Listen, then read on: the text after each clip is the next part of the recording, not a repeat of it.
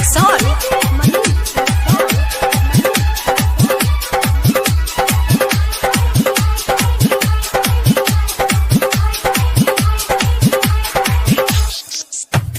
सुन सखी के संगे अपना दशहरा के मेला में आबना।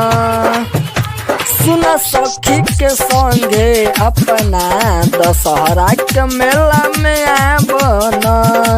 करबू भेटरानी से उहर की, करबू भेटरानी से उहर की, गढ़वा बाजार बतावन।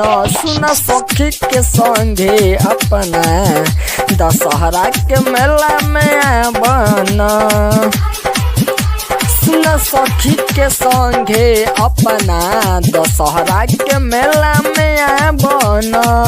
करबू भेटरानी से उहर की, करबू भेटरानी से उहर की, गढ़वा बाजार बतावन।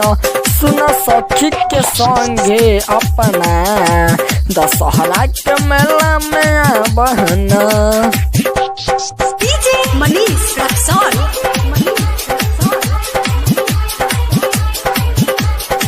सखी से पूछ तू करे जाहो, लेके आइब हम बरे जाहो। दशहरा के मेला घूमे के बाटे खबर तू ई दे जाहो। सखी से पूछ तू करे जाहो, लेके आइब हम बरे जाहो। दशहरा के मेला घूमे के बाटे खबर ई तू दे जाहो।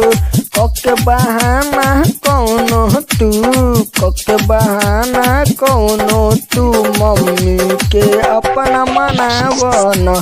सुन सखी के संगे अपना दशहरा के मेला में आबना।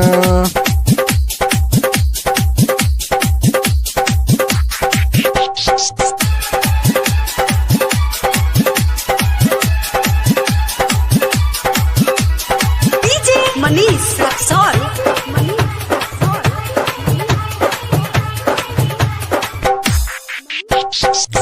मिला दशहरा के मेला में, परिहन कौनो झमेला में।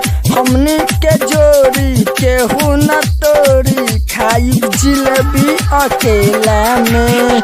मिला दशहरा के मेला में, परिहन कौनो झमेला में।